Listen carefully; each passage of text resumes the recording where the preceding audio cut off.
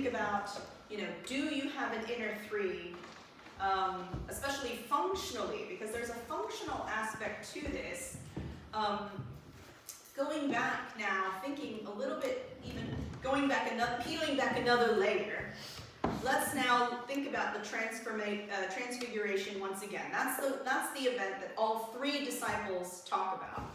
Let's peel back another layer and think more deeply about why these three are there. Is it just because they're best friends? Or is there a functional reason? So that's what I was thinking about. The fact that all three Gospels thought it really important to mention that Peter, James, and John are there. So if you're familiar with the story, I didn't put the whole story here because putting all three stories would be a little difficult, but just to recap, in all three versions we find out that, Jesus is shining really brightly.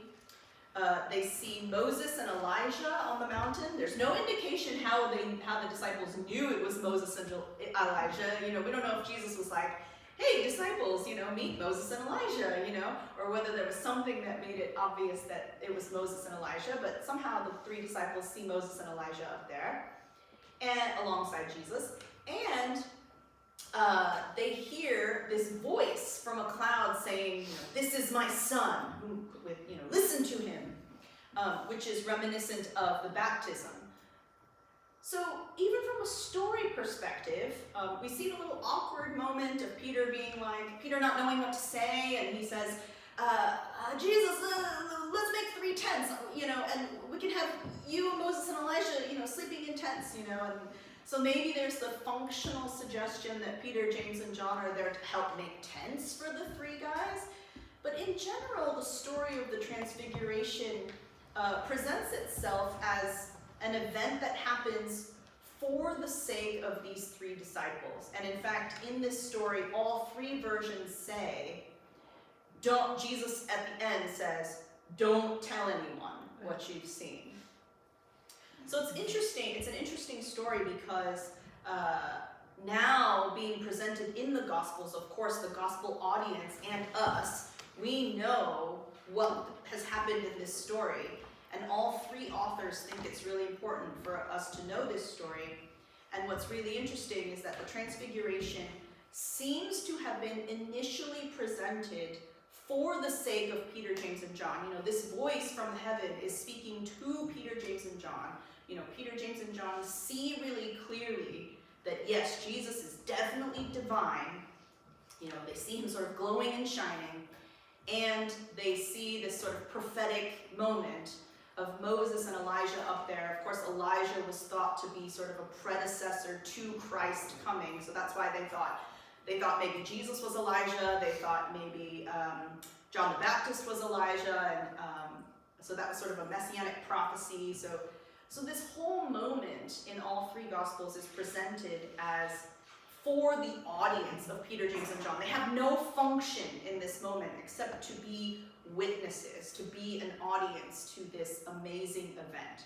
So their function or sort of their purpose in the Transfiguration at all three of these moments is to witness what happened, all these spectacular, divine, supernatural things on the mountain. And then even though in the end of the story, all three disciples are told, don't tell anyone what happened, the sort of ironic revealing is, of course, through the telling of these three Gospels presenting this story and sort of reiterating this story to us, everyone in the Gospel audience from 2,000 years ago and now gets to know this story because Peter, James, and John apparently told some people, right? Because otherwise, how would we know this story? This is even more interesting with the synagogue leader's daughter because, again, they don't have any function. They're just there, and they're just, they don't even participate in the healing or anything like that, but they're just there to witness this supernatural moment that Jesus has. And in Acts, as we'll see shortly, Peter really applies what he witnessed, and he does this again with another woman in the book of Acts, almost identically to how it was done in the Synoptic Gospels. But again, in this case too, the three disciples don't really have any function. They're just there to sort of witness what happened, and again, they're told, don't tell anyone what happened. And again, through these gospel stories, we're now told, all the gospel audience now knows this story seemingly because Peter, James, and John, and maybe some of the people in the town, maybe in the town of Capernaum, they sort of, heard rumors that this had happened, and they were telling everyone about this, miracle that happened. Gethsemane/Mount of Olives is the only place, I argue, that Peter, James, and John actually kind of do have a function. They do have a purpose, a sort of active purpose, I should say, where Jesus tells them to watch and pray. So in this moment, they actually have some purpose, like a responsibility in this moment. They're not just there to witness, but they're actually told to watch and pray in order that they're going to go through some testing, they're going to go through some trials. It's not clear whether they need to sort of watch and pray because some trials are coming and they need to be prepared for it, or they need to pray so that they don't experience these trials.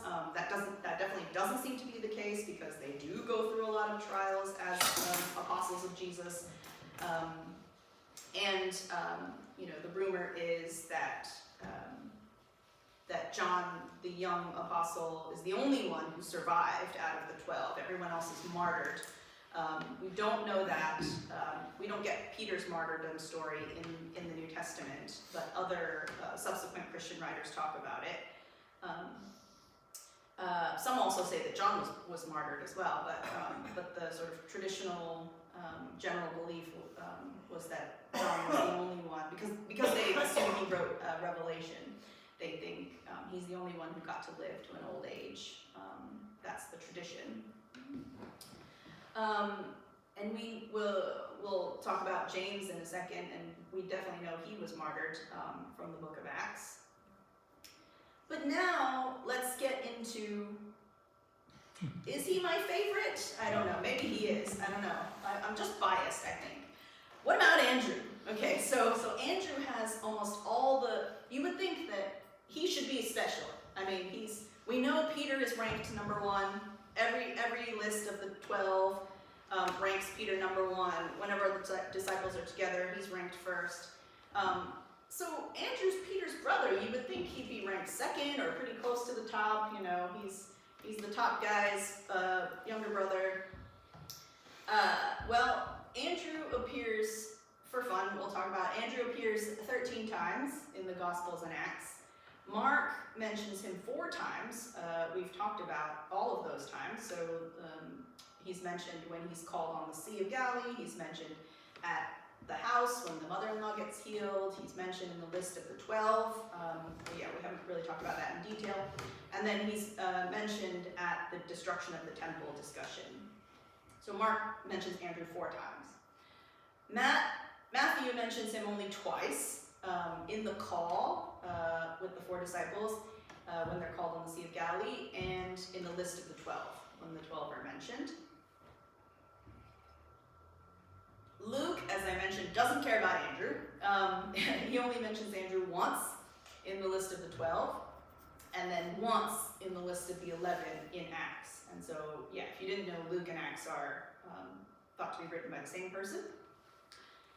And then John's Gospel is the one where we get most information about Andrew. Admittedly, there's very, very little about Andrew in all of the New Testament, but the places where he is mentioned the most, 5 times, and also where we get some actual stories about Andrew, that is interestingly in John's Gospel. So whoever is, conveying things in John's Gospel really wants to convey an emphasis on Andrew, sort of highlights Andrew a bit more, and also highlights Philip. So, the interesting tidbit that we get about Andrew is that he's actually the first disciple who comes in. So we get a very sort of different story of what happens than in the Synoptic Gospels. Actually, James, can I have you read it if you don't mind? Yeah.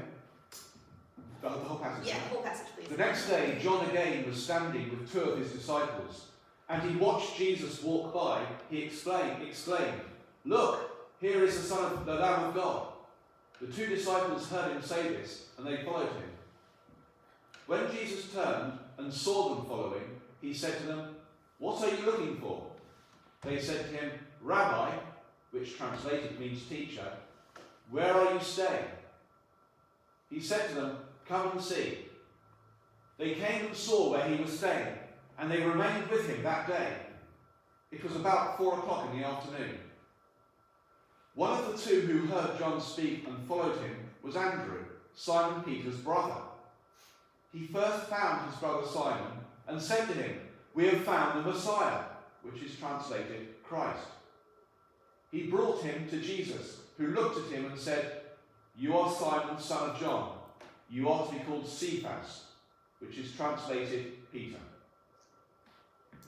Yeah, so thank you, that is the first time Andrew is mentioned, and we get that clue that he is John the Baptist's disciple.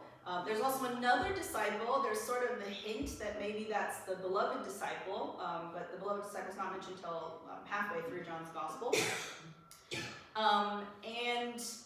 Andrew is the one who brings Simon Peter, his older brother, over to Jesus.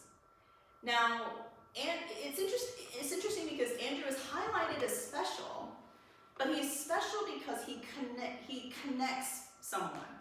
So he's connected to his brother. Even his identification, he's Andrew, Simon Peter's brother. It's like, "Hi, I'm Andrew, I'm Peter's brother."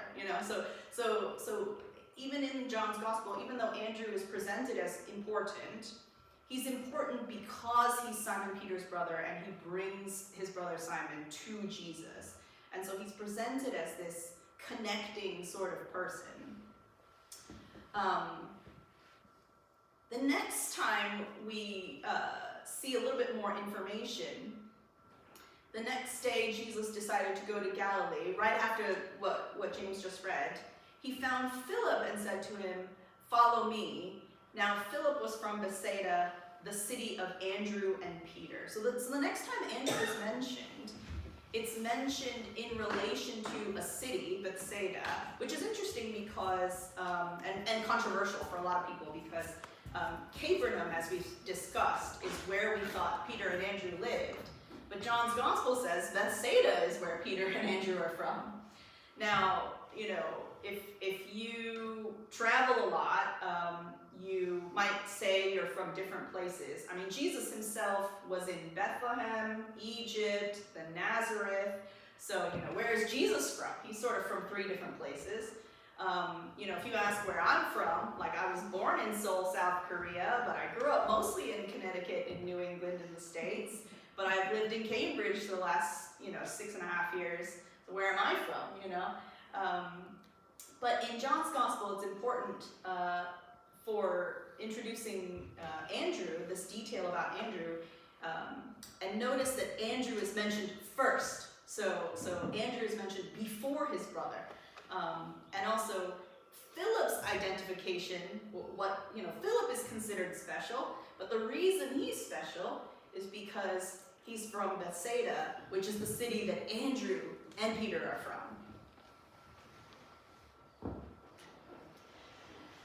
So the next time we see Andrew, it's in this story where, is in the feeding of the 5,000. So we get the feeding of the 5,000 here. And again, we get this interesting detail about Andrew. I'm very curious to see what you think. So not necessarily a connection here, but if we look from verse 5, I'll read from there. When he looked up and saw a large crowd coming toward him, Jesus said to Philip, "Where are we to buy bread for these people to eat?" He said this to test him, for he himself knew what he was going to do. Philip answered him, 200 denarii would not buy enough bread for each of them to get a little. One of his disciples, Andrew, Simon Peter's brother, said to him, There's a boy here who has 5 barley loaves and 2 fish. But what are they among so many people? So interestingly, the 2 disciples that are highlighted here in the feeding of the 5,000 in John's version is again Philip and Andrew.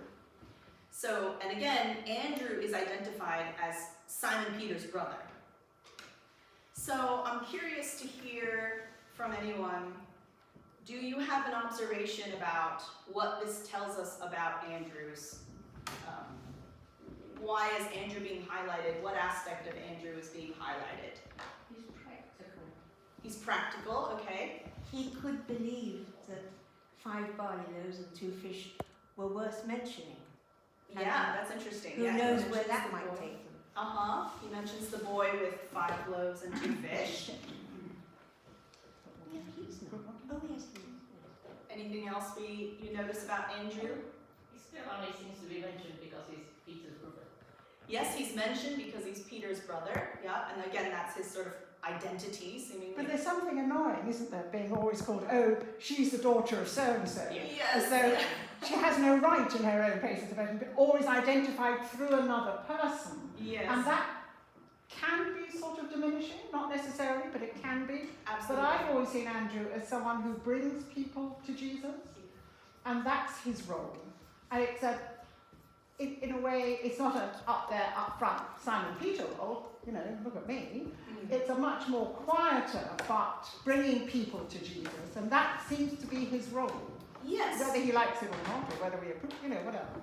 Yes. There's a boy here. Yes, it can be. Yeah, I mean, it's a very valuable role. I mean, it's not to say it's any less valuable than Simon Peter's role.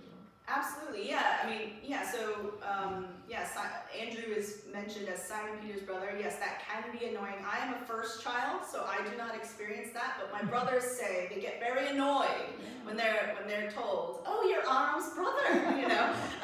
And so they don't like that at all. I do not experience what Andrew has experienced in this case, and literally my brother Andrew has also experienced. But yes, I totally agree that he's a connector. What is Andrew conveying to us? He's not a connector here exactly, right? I mean, you could say he's bringing the boy maybe, but what else are we learning about Andrew here? He's an initiator. Sure, yeah, he's an initiator, And he's able to initiate because...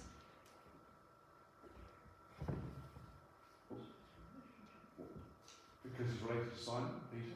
Yeah, because he has an important role, and I think it's highlighting that he has a bit of an observant. Remember, he's a bit observant, isn't he? Because there's 5,000 people here, and he spots the one boy with 5 loaves and 2 fish. And what are they among so many people? But yes, there's this suggestion that maybe he has a little bit of faith. Because why point out the boy at all if you don't expect something to happen, or if you don't think that, you know, there might be a reason to point this out. Another little tidbit I'll throw in here is that it's interesting that Philip and Andrew are the one that are highlighted. So in the list of the 12 in Mark, Matthew, Luke, and Acts in the list of the 11, Peter, James, John, and Andrew are always in the list of 4. They're the top 4 every time. But sometimes John is ranked second, as mentioned. Number 5 slot also always goes to the same person, goes to Philip. Philip is always number 5. And so we know that Philip is he's a top 5 disciple, seemingly. But why this is relevant with the inner 3 and the inner 4 is another thing that I observed is that Simon, James, and John have Hebrew or Semitic roots in their names. Philip and Andrew are very Greek names. So yeah, there was a tetrarch, sort of a king that was called Philip. So Philip became a very sort of popular big name among Greeks. So tetrarch is, what's a tetrarch? Like a tetrarch meaning like 4, so he's looking over one of the 4 regions that he's overseeing. Yeah. Andrew is a very Greek name, very unusual name for a Jew. So I looked up they have like books of, all the lists of people who are called Andrew who are Jewish, that list is extremely small. So lots and lots of people called, Simon, lots and lots of people called James and John. Not a lot of people who have Palestinian or Jewish roots who are called Andrew. And so it's interesting that in the same family, Simon Peter and Andrew, one has a distinct Jewish name, one has a distinct Greek name. But that, again, not to make it really personal, but that oddity is really common. Even in my family, I have a very Korean name because I was born in South Korea, but both of my brothers have English names, Chris and Andrew, because they were born in America. And so even in one family, that can happen. But the reason I point this out, because remember in the bit that James just read, I underlined the portion there, rabbi, which is translated teacher. I mentioned this yesterday as well. And we see Messiah, which is translated Christ. This signals to us that John's gospel, in the very first chapter, you would never have to explain to a Jewish person that rabbi means teacher. So we get the clue in the first chapter of John that this audience of John's gospel includes a lot of people who are not Jewish, and they have no idea what rabbi means, to the degree where the writer of John's gospel has to explain what rabbi means. And so we have this sense that there's whoever's reading John's gospel, or whoever the audience is at the time, there are a lot of people who don't know Jewish culture or even have contact with Jews, because if you even had contact with Jews, you would know that rabbi means teacher. And so is it a coincidence that the two characters that we sort of follow the most are, the two characters that we follow the most are two characters who have very Greek names, Philip and Andrew.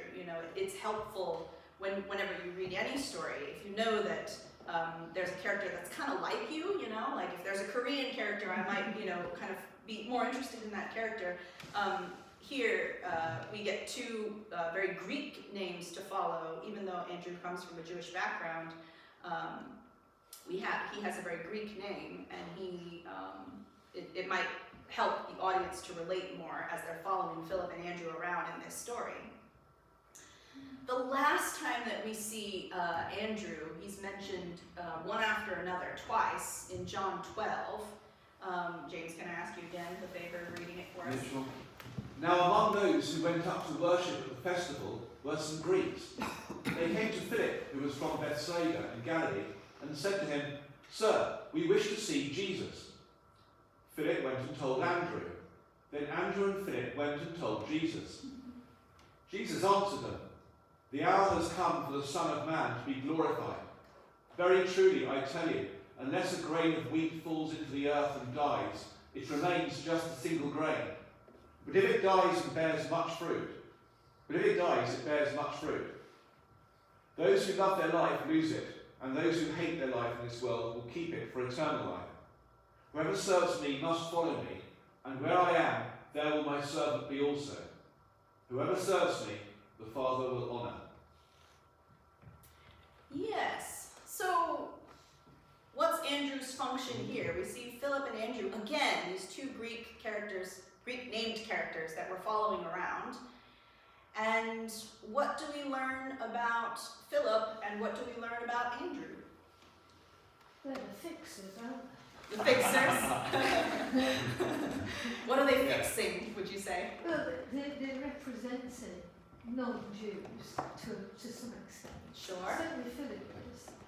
And they're gathering in the non-Jews to get Jesus to acknowledge their presence, perhaps, and therefore open the faith to non-Jews. Sure, yeah, so some Greeks are here in Jerusalem at this festival.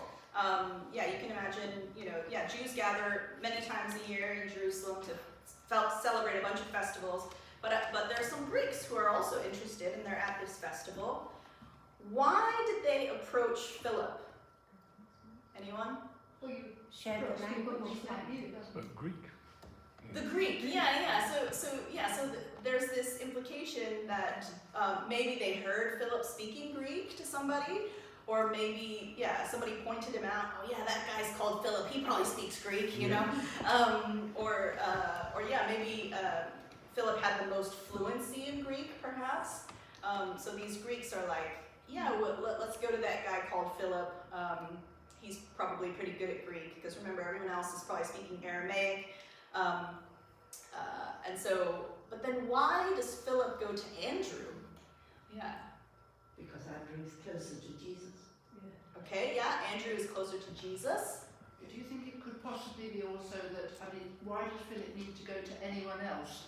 He's quite capable of going straight to Jesus.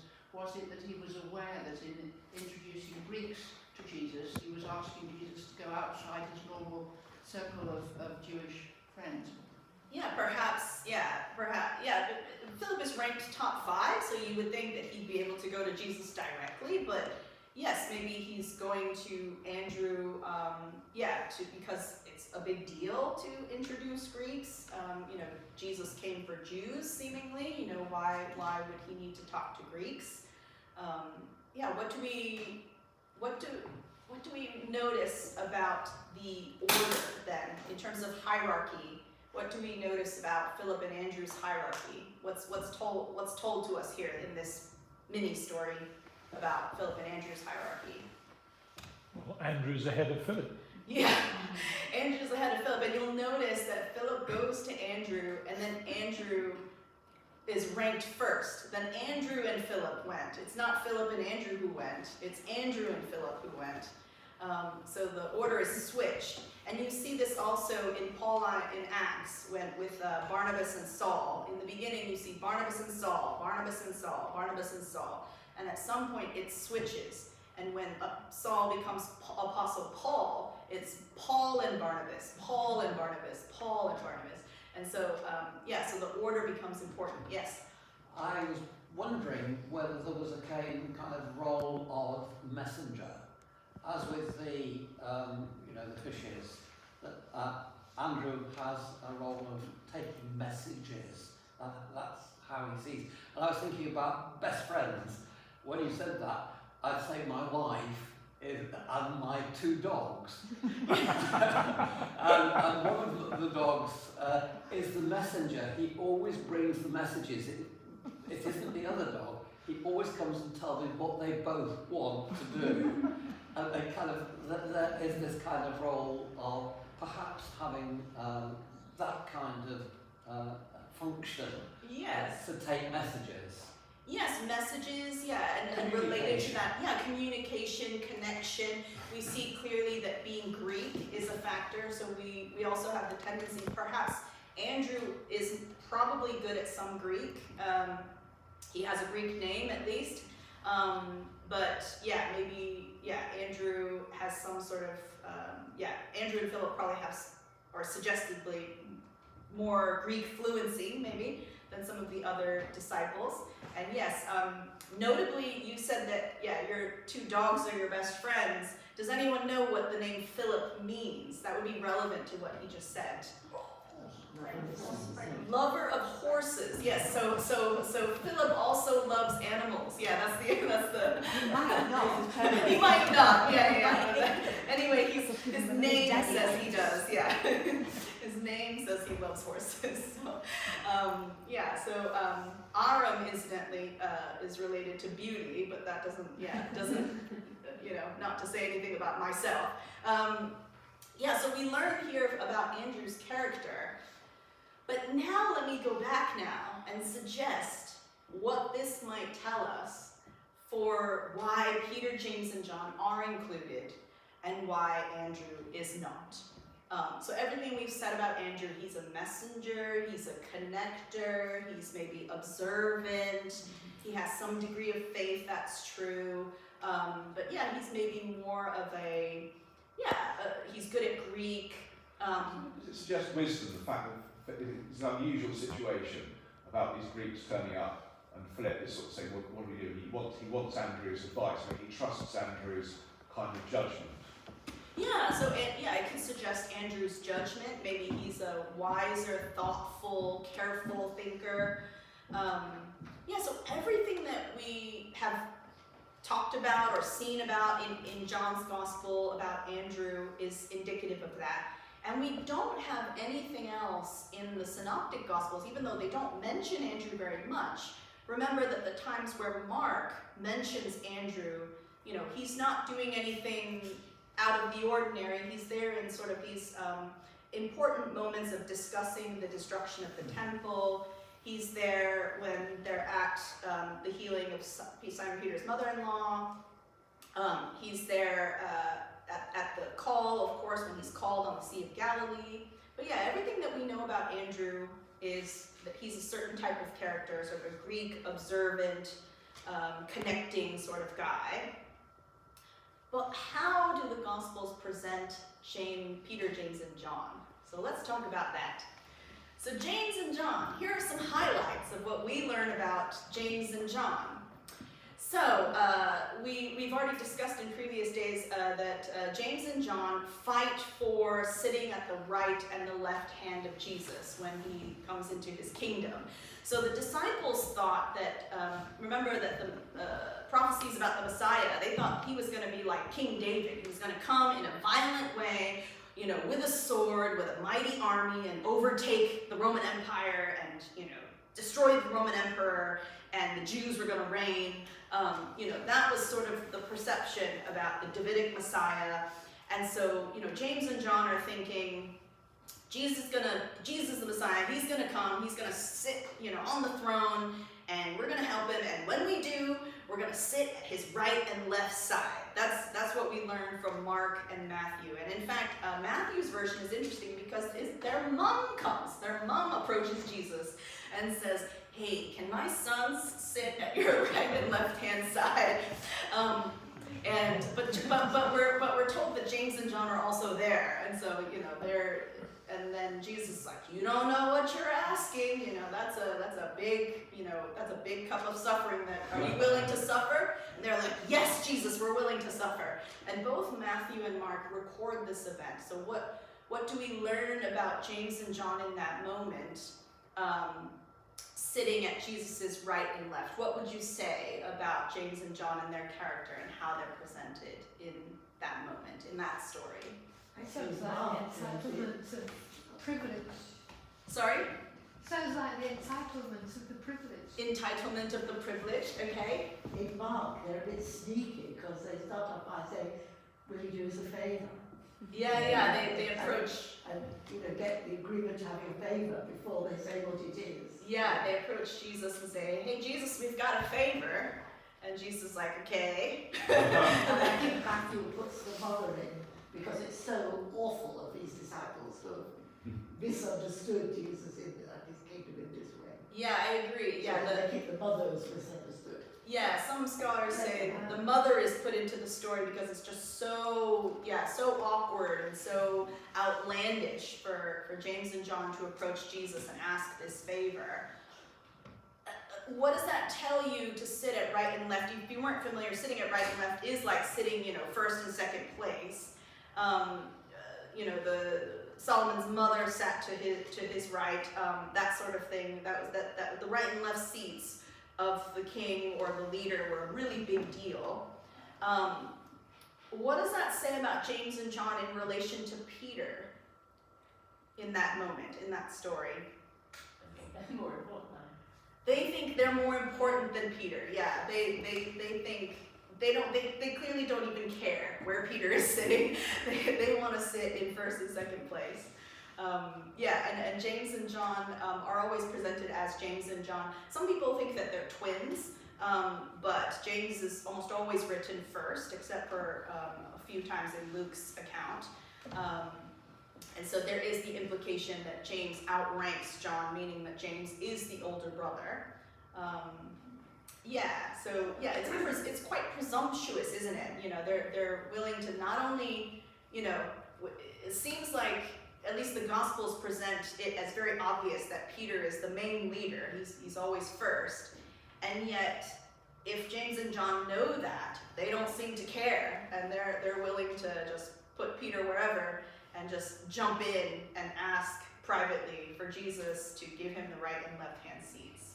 And they were called the sons of thunder Now, Yes, maybe so, their father was a very irascible man. I don't know what father means. yeah, so we're But gonna, they yeah. were sort of short-tempered and a bit stupid.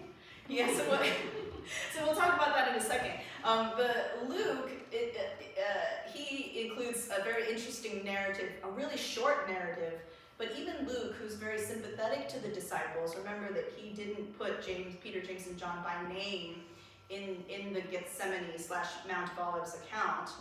He tries to generally show the disciples more favorably, but he introduces this interesting account of calling down fire upon a village. So Jesus is traveling through, and there's a Samaritan village, and Jesus wants to be hosted by these Samaritans, and the Samaritans refuse. They're like, no, we're not going to have 13 plus guys coming in here and hosting and feeding and sleeping here. Like, yeah, move on, go through.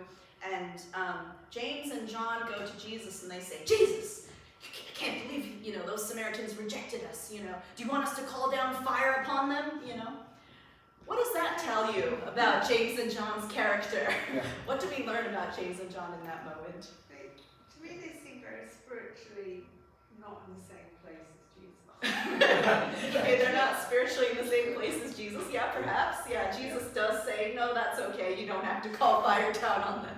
Yeah. Anything else? Impulsive, and again, concerned about status, the fact that they get so angry about being snubbed that they don't like to be snubbed. Not only do they want to push themselves to be left and right of Jesus, they don't like it if someone sort of, Yeah, they don't like being snubbed perhaps, or they don't like that Jesus is being snubbed, and yes, they're sort of impulsive perhaps. Yeah. I thought they were protective of Jesus. They didn't like him to be not respected. Yeah, they're protective of Jesus. Where did they get this idea of calling down fire? What makes them think that they can even do that? Does that mean setting fire to the Samaritans' houses? Yeah, from above. They want to call down fire from the heavens and So have that God fire should come get down. involved. Yes, that God And will be shoot pretty down fire from awful. heaven and destroy this Samaritan village. So they put God in a difficult position as well. They put God in a difficult position. Yeah, maybe. They put themselves in a difficult position. Well, I'm not sure that it's terribly helpful to be thinking, ranking the disciples, because the way that Jesus speaks is never critical of them, except you don't understand. You don't follow me, you don't understand. Will you do this? Will you do that? It doesn't rebuke them in terms of being having vices. He doesn't ever do that. We'll talk about he does actually a couple times. So we'll talk about that in a second. But yeah, can anyone answer does anyone else? I think Lizzie probably knows the answer. But sorry. I thought it was in the Old Testament calling down fire. Yes. Who famously calls down fire? Anyone remember? Oh yes, the dry bones, that man. Oh, that's Elijah famously calls down fire, and remember that they met Elijah not long ago, and so they were like, Elijah did it, and we're like filled with all this faith now, and we're going to be like Elijah, and we have the amount of faith that we have the power and ability to call down fire just like Elijah did. So this is what we learn about Luke, or that's how Luke presents this story immediately after they have just met Elijah and Moses on the mountain. So we get some more information. Remember, Luke, this story is very short, but Luke deems it really important for us to put, he's careful to put this in his gospel immediately after the Transfiguration story, to say something about James and John. Both Mark and Luke also include this, again, very short story about John and the exorcist. And what happens is this other guy is exorcising demons, casting out demons in Jesus' name. And John goes to Jesus and says, yeah, this guy over here was casting out demons in your name, but we told him to stop it. And, and so he's sort of, so I'll just leave it at that. And then, and Jesus rebukes John and says, actually, don't stop him from doing that. Whoever's casting out demons in my name, as long as it's in my name, it's fine. Why is this story included in Mark and Luke, and what does that say about John? And notably, even though only John's name is mentioned, there's the suggestion that James is there, or that there are other disciples there, because John says we. So even though John's name is being just used, he does say we told this other guy to stop it. So what does this story reveal about John? What is Mark and Luke telling us about John and his character? In the Markan context, the disciples have just failed to cast out a demon themselves. So they failed to do, and it's something they were appointed to do in chapter 3. So they failed to do it, and they're trying to stop someone else who's doing it successfully.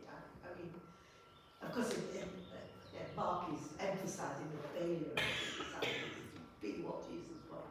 Yeah, Mark does emphasize their failure, and yes, you're right. This is soon after, the disciples have failed to cast out demons, and John is now even discouraging other people from casting out demons in Jesus' name. Somebody else is able to do it, actually, but he tries to stop them. What else does it say about John's character? What does it reveal about the fact that he's trying to stop other people? And Jesus actually says, no, just let him do it. What is that? Why is this story important for us to know? So short, but both Mark and Luke Well, think it somebody important. was being compassionate, and John presumably didn't care enough about the person having the devils in him or whatever it was wrong with him. He didn't realise how valuable it was to heal, to exorcise these devils. Mm-hmm. It's brand control. Yeah. That's absolutely right, What? yeah. Brand control. Brand control. So, remember the 12. We're the 12. Only we're supposed to cast out demons in Jesus' name. That guy doesn't know Jesus. Remember, we rank, top 3. And, I'm going to sit at the right and left hand of Jesus. And, I've already, I'm going to request that. And, this other guy who doesn't know Jesus hardly and isn't a disciple of Jesus is casting out demons in Jesus' name. Yeah, so he has this inside-outside mentality.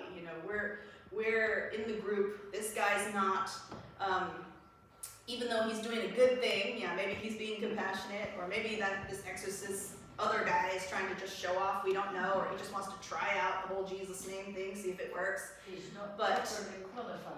Yeah, maybe there's a qualification aspect, he hasn't been trained like us, he's sort of skipping the queue, he's, where's his certification of Jesus' disciple? You can't use Jesus' name, so that's how Mark and Luke want us to know this about John. And finally, yes, the thing that we've mentioned only briefly, that's only really briefly mentioned, and it's only mentioned in Mark, is that they have this nickname, Sons of Thunder. Now, scholars have had a real field day trying to understand why these two men, these brothers, are called Sons of Thunder. But based on what you've seen and heard, why do you think they might be called Sons of Thunder? Please give us a guess.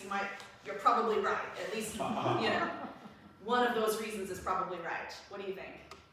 They make a lot of noise. They make a lot of noise. Yeah, they're quite outspoken. They're quick to rise in anger. Yeah, they have a lot of anger, quick to rise in anger. But Boanerges, was that not a name of their father? No, yeah.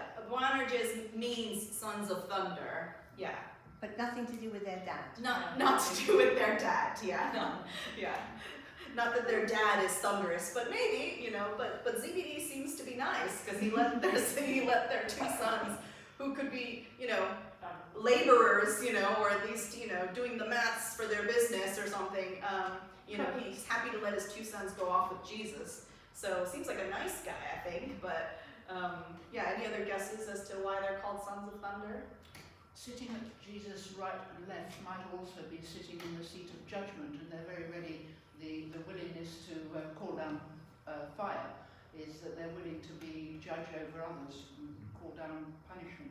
Yes, yeah, they certainly are, happy to judge other people, and so, they do have thunderous, so I mean, all of these things are things that people have suggested, they have sort of thunderous personalities, maybe they're very outspoken, some people have thought it's related to there being twins because there were Greco-Roman gods that were twins, that were sort of thunderous twins, and so people have suggested maybe that's related, but we don't know, but it's interesting that of all the things they could be called, they're called sons of thunder.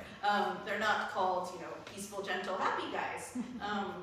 Is it something to do, I'm thinking about Thor, who I think was Greek, I'm sorry, Yeah. not any but, I think, but he was something to do with thunder. Yeah, Thor's hammer created thunder, thunder. And I wondered how much those Greek gods and Greek legends would have been pervasive in society. Yeah. Those Norse are. Yeah. The conscience was Yeah, Zeus would be similar. Or Hephaestus, wasn't he the Greek blacksmith? Hephaestus. Yeah, the Greco-Roman gods were extremely pervasive. They were on your coins, in your pocket, they were everywhere in, temples all around, But calling down thunders, it's like that sort of Greek gods up there organising. Could it be? Which is quite sort of I would call that quite a sort of pagan idea. Sure. Pre-Christian sort of idea that these gods up there can.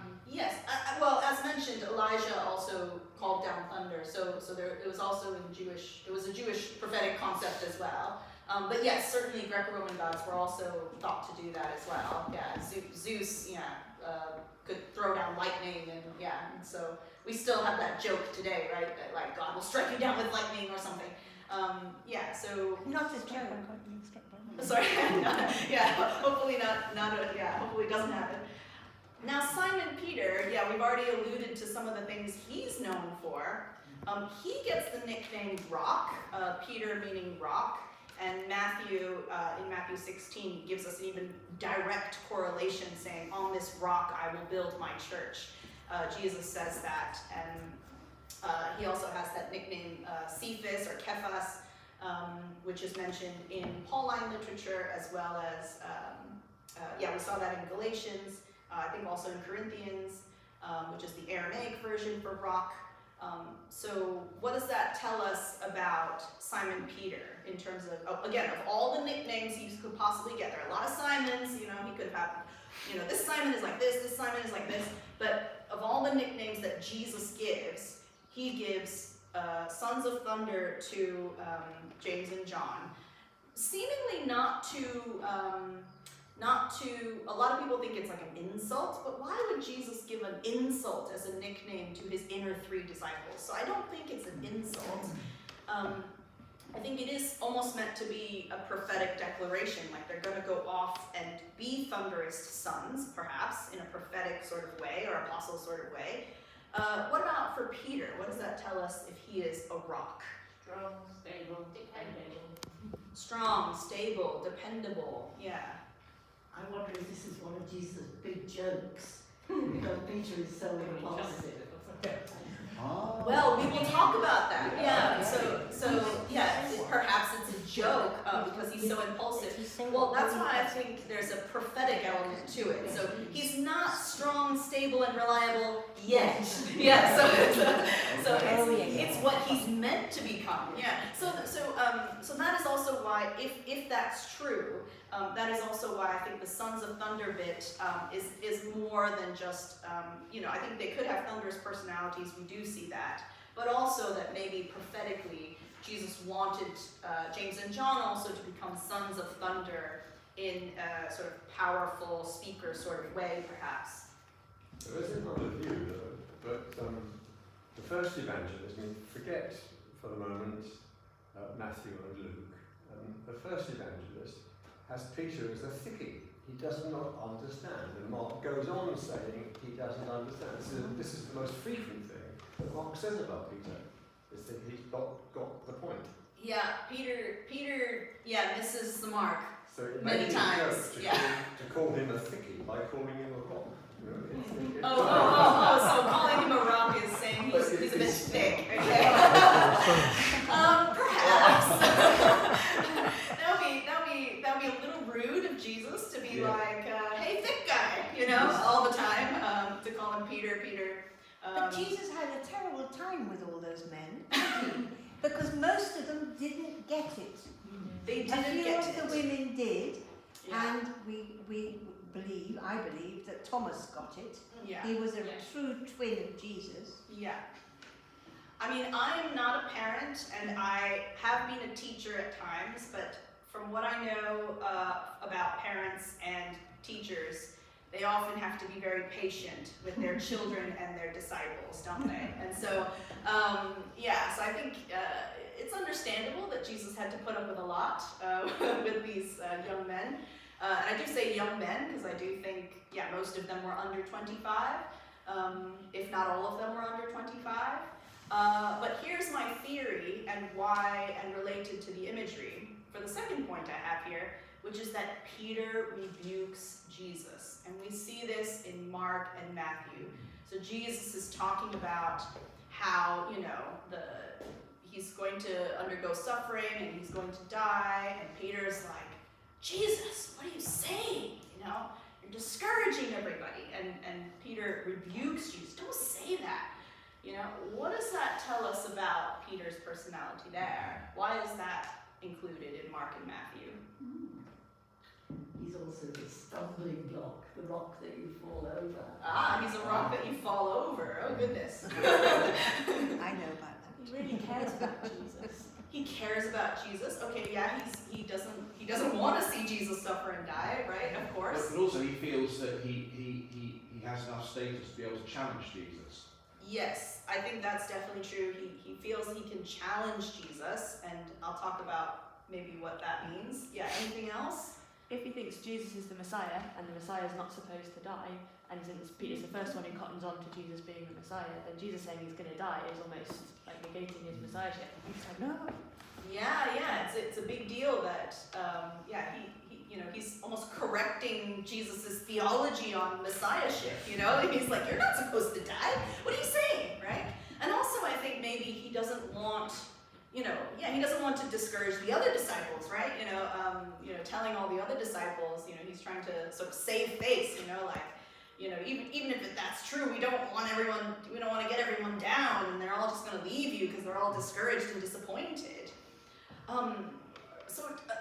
Thinking about the fact that Peter is a disciple of Jesus now, what does that tell you in terms of maybe their age or their sense of hierarchy or status? Is it normal for a disciple or a student to rebuke their teacher? I just said that might be why the grey hair in the pictures. Maybe he's older or would have had a bit more status in society as a whole. But it is, in terms of, I'm a teacher and a parent, and I would say that it's really important. It's a really important stage both for students and for teenagers, where they get to the point where they have to break away. And it needs to be encouraged, because otherwise they're never independent. The students, I'm saying, yes, if you think I'm wrong, that's great, because you're then forming your own views. And, it is really important. I think it shows a level of maturity, or emerging a new maturity and potential, that blindly following a teacher or a parent just doesn't get people anywhere indefinitely. If they do that indefinitely, it's a good thing when they're fine, but it's not a good thing when they're 25. Okay, so perhaps, Peter is, exerting his independent thought in rebuking his teacher. It could suggest, at the very least, as we've seen with all the gray hair, where he seems to be older than Jesus, I think it is an indication that, yes, possibly Peter is one of the few people who live past 25. And he is older than Jesus, or maybe around a similar age. I looked at a bunch of Greek and Roman texts. It's quite unusual for disciples to be older than their teacher because of the sort of awkward hierarchy. That's the case in Korean culture too. In fact, in jobs in Korea, if your supervisor leaves and a younger supervisor comes in or something like that, all the people under them will actually leave at the same time as well because of the awkward hierarchy that happens, because all the younger people, or the underlings, have been there for a longer time than the new supervisor who comes in. So there's this awkward hierarchy. So I was surprised, even in companies today, in companies at the electronic company at LG where I was working briefly, the entire team would quit at the same time because their supervisor left. So so hierarchy is a big moment. But at the very least, we see here Peter feels he has the gall. He has sort of the boldness to speak against his teacher, to rebuke his teacher. Actually, he's also willing to die. We see several instances in the Gospels where it talks about his willingness to die. You might remember the famous story about the servant who cuts off. One of the disciples cuts off the servant's ear, the high priest's ear. In John's Gospel, we're told that guy was Peter. So Peter's the one who cuts off the high priest servant's ear when they come to capture Jesus. Peter is also the only one of the 12, depending on your interpretation of John's Gospel as well. He's the only one of the 12 who follows Jesus after the capture. So what does that tell us about Peter's character? What does that reveal? All 4 Gospels mention Peter going after Jesus, and he's the only one, seemingly, of the named 12 who does so. What does that tell us about Peter?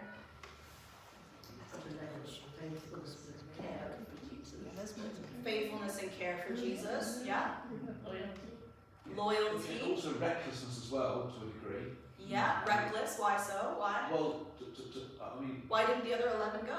Because they didn't want to get executed. They didn't want to get, the possibility they would be executed as well. Yeah, so it's quite a reckless, dangerous, really brave / stupid thing to do, isn't it? Like to follow someone who's being arrested,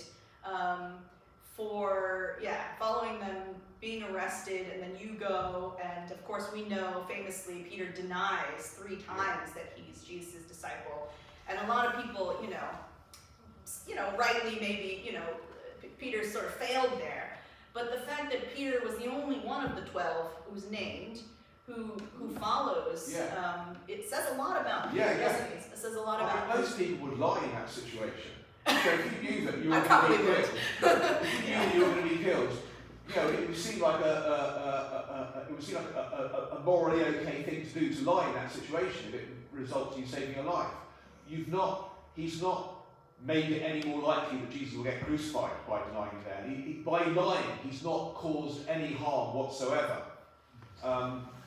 So people often talk about Peter's disloyalty, but actually he's the only one of the 12 who's named who shows loyalty and sort of stupidity, for his own life by following Jesus so boldly and sort of fearlessly.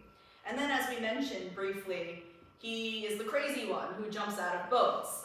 Matthew 14 all the Gospels record Jesus walking on water, but Matthew records that Peter is like, "Hey Jesus, if that's really you, tell me to come out on the water." So Peter likes to get out of his boat, apparently, and show something with that moment. And then, as we read earlier in John 21, he jumps out of the boat. I mean, he could just sail. He puts on an outer garment, so it's heavy. He's going to get in the water and swim to shore. He could just wait and, join everyone else, but he just can't wait to go see Jesus. And what does that tell us about him getting out of boats in Matthew and John? What does that reveal about Peter's character? He's a good swimmer. He's a good swimmer, okay. He's eager. Yes. Eager, yes. Impulsive. Impulsive, absolutely. He knows the depth. He knows the depth. Of the water. Of the water, yeah. Does it indicate that he thinks that he also could walk on the water? Yeah, I mean, he Because he thought asked he could. Jesus to call him, Yes. more or less giving him permission to do the same. Yeah, He he does asked for a permission. while, doesn't he, until He does walk on water for a while, yeah. And so, yeah, he does, yeah. Peter walks on water for a bit, and then he starts seeing the wind and the waves, and that jogs his faith a little bit, and he starts sinking. And so, so yeah, it reveals some of his faith, doesn't it, to get out of the boat. So we've been shown something about potential. So we're not being seen a guy who's like fully there, are we? He's got lots and lots of flaws, but we're perhaps being shown somebody who has potential. Yeah, that's spot on. Yeah, we're seeing somebody who has potential, and that works perfectly with what I'm about to say, which is in Acts 4, we see the realized version. So Acts tells us what sort of happens to Peter and John afterwards, and James. So we saw the potential that the Gospels were showing us about what kind of character they had, and the writer of Acts, the writer of Luke and Acts, gives us the clue of what he really thinks is important. And remember that in Luke, Peter and John were always together, or often together. It wasn't Peter, James, and John. It was Peter, John, and James. And that seems to be quite intentional because in Acts 3 and 4, the second volume of Luke, so to speak, we see this realized, the full realization, the fullness of what Peter and John become. Because, in Acts chapter 4, verse 13, now when they saw the boldness, that's parousia, of Peter and John, and realized they were uneducated and ordinary men, they were amazed and recognized them as companions of Jesus. So these are the Jewish chief priests and scribes who arrested Peter and John because they're preaching about Jesus and kind of causing a ruckus, and thousands of people are believing in what Peter and John are saying. Peter and John are being arrested by the Jewish leaders, and they don't care. They keep speaking and saying these really eloquent things, even though they're uneducated, meaning that, not that they're dumb, but they didn't receive the same level of like Cambridge type education that these Jewish leaders received. And they're ordinary men, they're not officers, they're not teachers, they're fishermen. And they were just amazed how eloquent they are, how influential they are, how bold they are, even though they've been arrested. Peter and John don't seem to be that afraid. And that bothered about the fact that they're arrested. And then when they are released, and they're told, hey, stop talking about Jesus, of course Peter and John don't listen, and they go to the believers, tell them what happened, and then it says, and now look, these are what the believers are praying to the Lord. The believers who hear about what happened with Peter and John, they're like, wow, that's amazing. They start praying, and then they say, and now, Lord, look at your threats and grant to your servants to speak your word with all boldness. Again, that's parousia. While you stretch out your hand to heal, and signs and wonders are performed through the name of your holy servant Jesus. And when they had prayed, the place in which they were gathered together was shaken, and they were all filled with the Holy Spirit and spoke the word of God with boldness. And so we see that boldness seems to be something in Peter, James, and John, and certainly the writer of Luke and Acts seems to think that boldness is really important, and boldness is a major attribute that Peter and John have, and also that the early Christians were even praying for. They wanted to be filled with boldness. And as I mentioned, remember that story of Jesus healing the 12-year-old girl, and he had said to the little girl, child, that's Talitha, get up, little girl, get up. And Peter in Acts 9, he does almost an identical thing to a woman called Tabitha, who is also called Dorcas.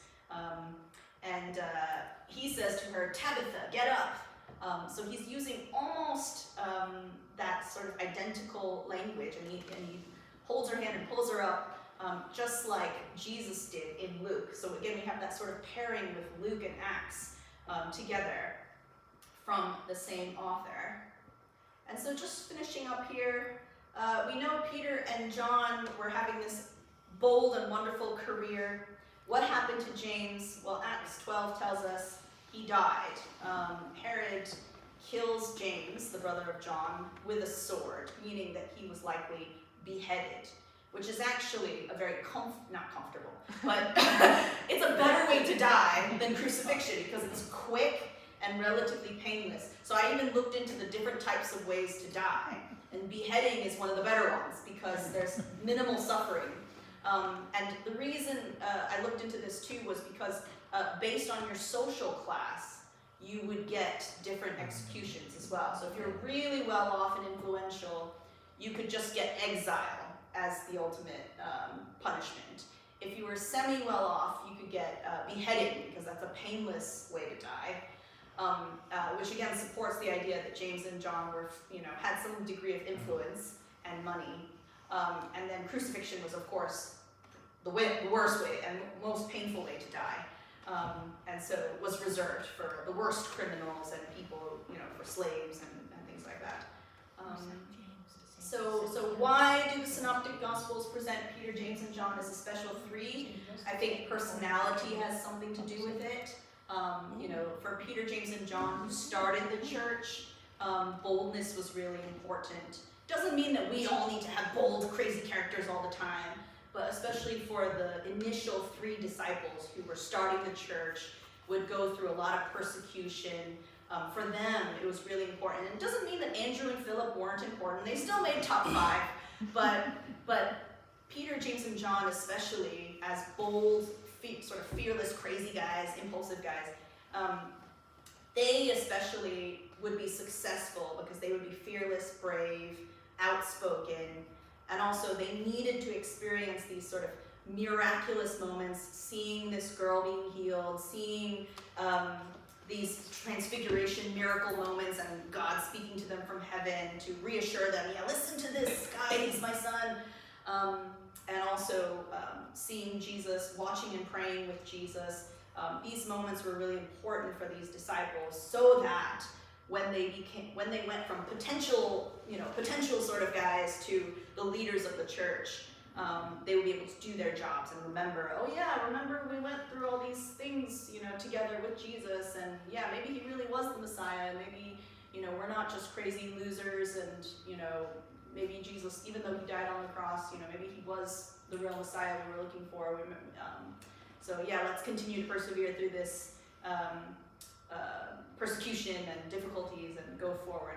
And Andrew and Philip, maybe they continued to do their job, but in a different way, in connecting people and being observant and, being behind the scenes more. And